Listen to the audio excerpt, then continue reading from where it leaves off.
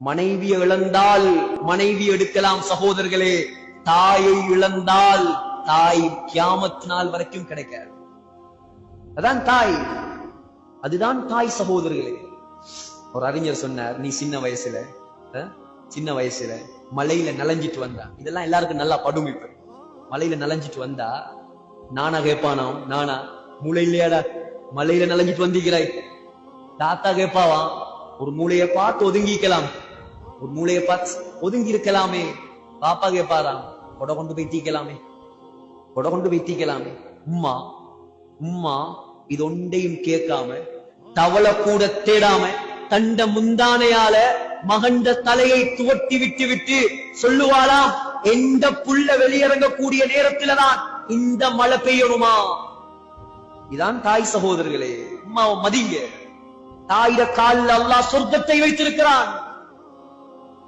நீ பெரியாளாய் கல்யாணம் முடிச்சு புள்ளையெல்லாம் பெற்று முடியெல்லாம் நரைச்சி வீட்டுக்கு வாராரு. இப்ப வீட்டுக்கு வரப்போகல, இவர் பெற்ற புள்ள இவர கைப்பைய பாக்குமாம். கைப்பைய வாப்பா சாப்பிடுறதுக்கு என்ன கொண்டார?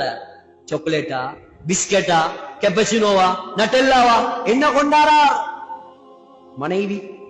மனைவி சட்டப்பைய பாப்பாவும். சட்டப்பை மாப்பிளக்காரன் குடும்பம் நடத்துறதுக்கு சல்லி கொண்டாரா?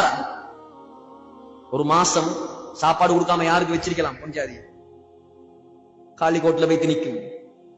இது உண்மை, யதார்த்தம். இல்லை யதார்த்தம்.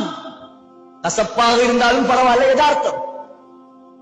ஆனா உம்மா இருந்தா கைப்பையையும் பார்க்க மாட்டாள், சட்டை பையையும் பார்க்க மாட்டாள், உண்ட இறைப்பையை பார்ப்பாள்.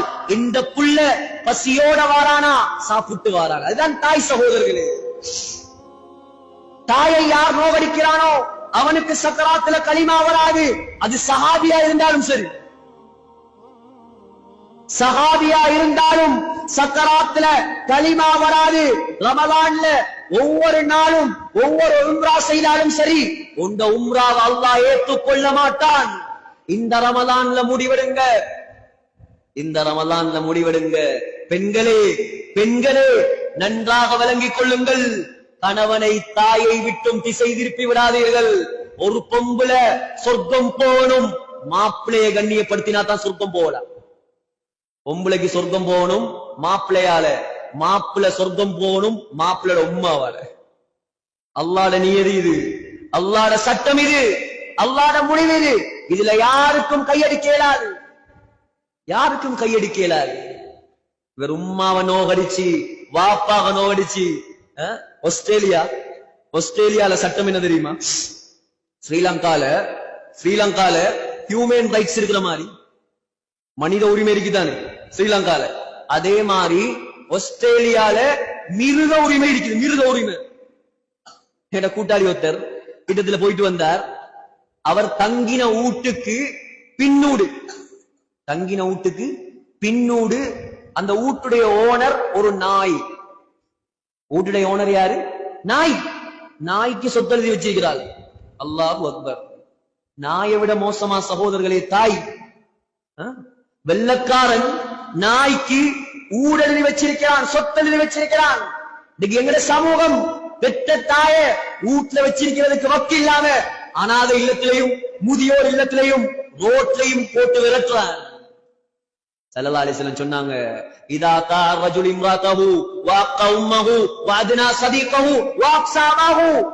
மனைவிக்கு கட்டுப்பட்டு தாயை ஒதுக்கும் காலம் வந்தால், மனைவிக்கு கட்டுப்பட்டு தாயை நோகடிக்கும் காலம் வந்தால், நண்பனுக்கு கட்டுப்பட்டு பாப்பாவை தூரமாக்கும் காலம் வந்தால், நெருப்பு மலையை எதிர்பாருங்கள்.